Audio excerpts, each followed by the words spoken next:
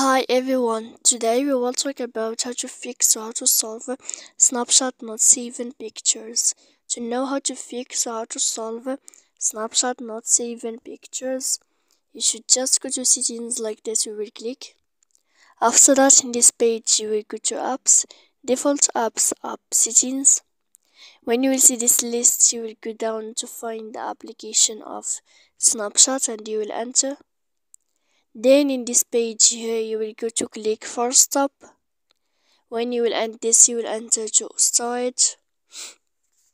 After that, in this page you will click clear cache. Then you will go to click clear data, and after all that you can update your application. So please don't forget to support us by like and subscribe. See you next time in another video, and thank you for watching.